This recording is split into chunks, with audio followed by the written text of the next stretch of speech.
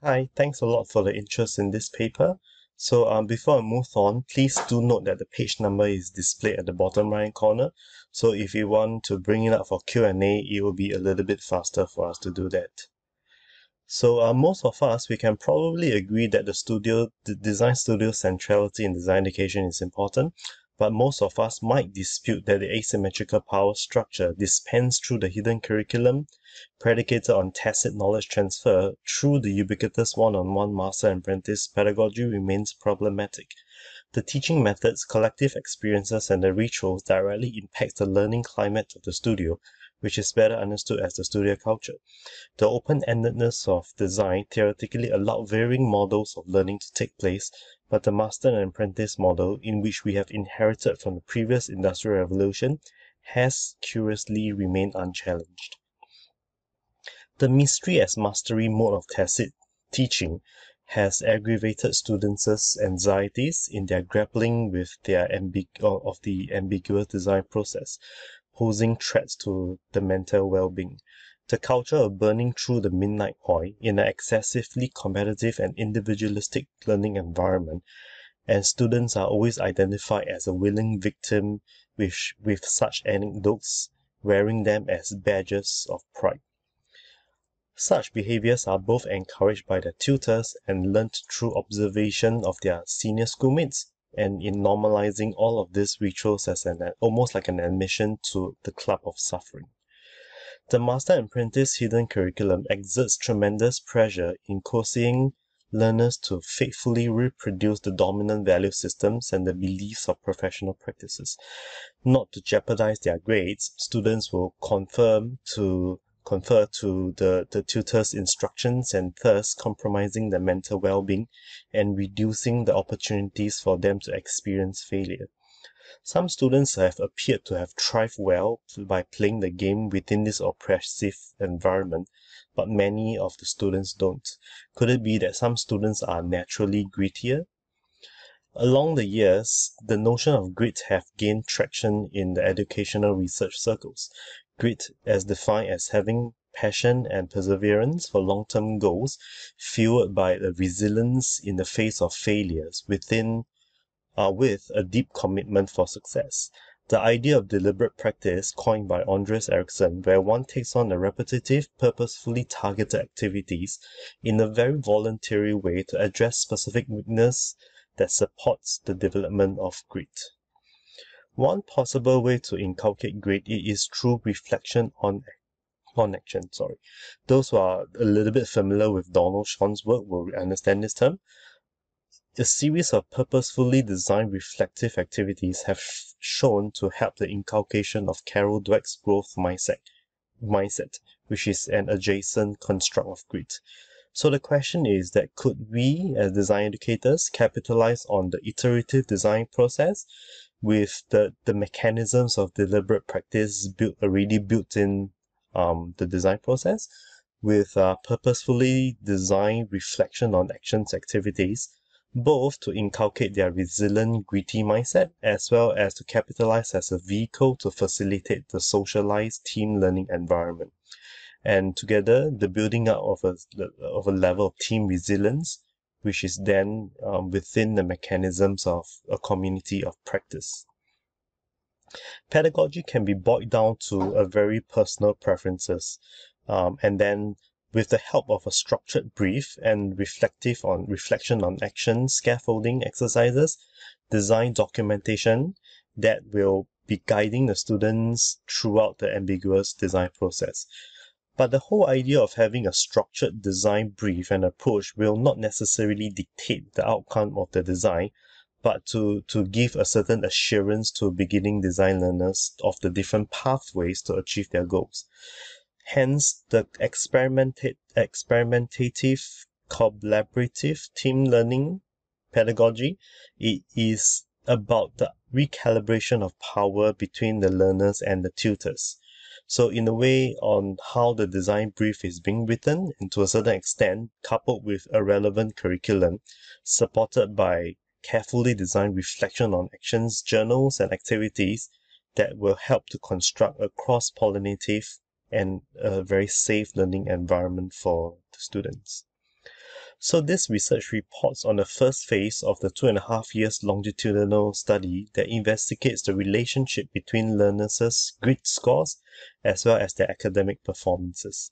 So it's to find out whether their academic achievement would it have any correlation to their inculcation of grit through the CTL pedagogical framework. So this research was structured as a randomized control trial. So it is with Gen Z first years architecture students, 16 collaborative team learning students and 19 one-on-one desk grid students participated. And the teaching ratio is kept within 1:14, with all of them working on identical design brief. So one important note to take is that the CTL learning experiences will cease after they have moved on from year one, as illustrated over here. So at the end of year one towards year two, the CTL students, they will transit to a one-on-one pedagogy, and therefore by the second and third year, they will be classified as ex-CTL. But in the numerous semi-structured focus group with the students throughout the 3 years, they have reviewed that they have carried on this working relationship as a team. In fact, the bond that they have developed in the first year was very healthy, and the relationship of working together continually persisted through their stay with the school, despite being formally facilitated in a one-on-one desk grid pedagogy. So hence, research question number 1 takes a look at the academic performances as well as their grid scores within the first year, and research number 2 extends the data collection period up to their final year, which is their third year. So the research instrument to collect the grade will be from the 12-question grade scale, which is validated by Angela Duckworth and her colleagues, which has a subscale of 6 questions each. So of course, pertaining to the consistency of interest, we have questions like, I have difficulty maintaining my focus on projects that take more than a few months to complete, and the perseverance of effort has a very simple question like, setbacks don't discourage me. So research question number 1, the main idea is to seek out if the CTL pedagogy would be an advantageous means to accelerate the development of grit, and then as a result outperforms their one-on-one peers in their first year of study. So the results are tabulated in this table. So let's try to read this table from now. So on the left hand side, we have the grid scores. So it documents from data point 1 to data point 2. So that's data point 1 and data point 2, and then the grid scores are on top, and then the academic scores will be on the right. So of course, then the first row will be the one-on-one desk grade, and then the second row will document the findings from the collaborative team learning students. Through a series of independent t-tests and PET t-tests, we are able to ascertain that, funnily enough, both the collaborative team learning students and the one-on-one students have their grid decline. Their grid has not improved, and in fact, students from the collaborative team learning has their grid scores significantly declined using a PET t-test.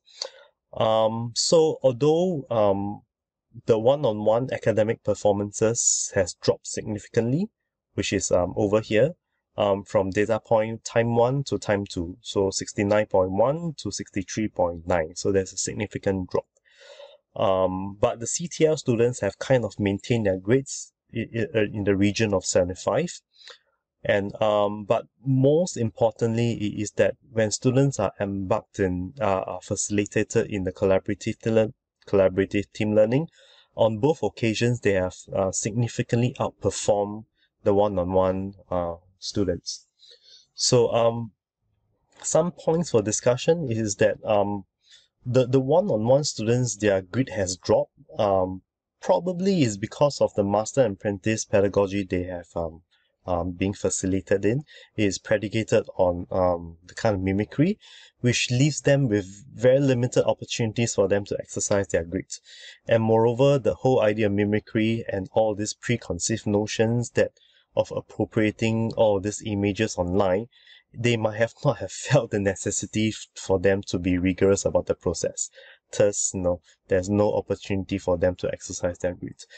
But CTL's cross-pollinative pedagogy does seems to yield academic benefits by the outperformance on both occasions.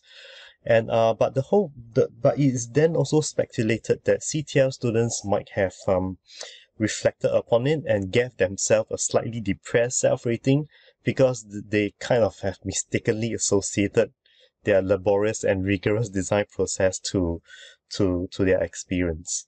So stage 2 of this research will dive into their lived experience, and then we will understand whether their lived experiences will still be at odds with the statistics or not. So research question number 2 extends the same question up to the third year, the last year of their study with us. But do remember that in their transition to the one-on-one pedagogy, the kind of informal community of practice means of engagement still maintains. From the CTL's grid from collection point 1 to point 2 has dipped significantly, but it can kind of somehow recover a little bit when the readings is taken at point number 4. But now, if you could take a look at my cursor, the grid scores for the one-on-one students have kind of maintained a little bit, but their academic performances have improved from an average of 69 to about an average of 71, and is very, very close to be statistically significant of a p-value of 0.506. Quite significant, but not there yet. And it shows that they're bridging the gap between 71.7 to 73.708, but the p-value doesn't quite indicate that it is significant enough. So the decline of the performance of CTL students, despite the strong outperformance during the first year, suggests that the tutor's facilitation is required to maintain the reaping of the CTL's pedagogical effect, the benefits. And the scaffolding requires time and effort to be invested in it. But the one-on-one students' academic improvement suggests the successful enculturation of the one-on-one studio's habit that is characterized by strict compliances with the pedagogy. Perhaps that when they're in year 1, they are a little bit zest, they're a little bit rebelliously questioning the tutor's intention. And when they found out that their grades wasn't so good, they might have changed their strategy into from really rebelliously questioning the tutors into a strict adherence of the regime, so that they don't jeopardize their grade. Follow whatever the tutor says, then you'll be all right. So when I wanted to understand, would there really be a relationship between grit and academic score, so I plotted it into a correlation chart. So when all of the data points between these two groups are lumped together, it shows a weak positive. And when the last chart that we see over here, when all of them are being isolated, leaving the CTL learners, then it reflects a moderate positive, which is in line with some researchers that mention that higher caliber students' abilities to conduct the self-assessment is a little bit more accurate. So to sum it up, the byproduct of capitalizing the studio pedagogy as a way to inculcate grit remains inconclusive with very little correlation. And in a systematic review, the researchers have discussed that ill-defined tasks that requires both creativity and the willingness to abandon unsuccessful strategy may be counterproductive if students are too gritty. And mental health issues are important, but it has not been seriously addressed in the past few years. And we have to also understand the relevancies of the one-on-one pedagogy in relationship to our Generation Z learners entering into higher education. And the idea where we are able to instill the kind of hierarchical relationship that encourages them to question their own assumptions and to participate in discussions are important for an increasingly precarious future, because the transition from the first year students are important because their performance will have would be deemed as a very reliable predictor of their ongoing academic success. So that's all for this very brief sharing. So please keep in touch. This is my Twitter, and this is how it's a channel where I try and make sense of my own research. So thanks a lot, and thanks for listening to this. Thanks very much.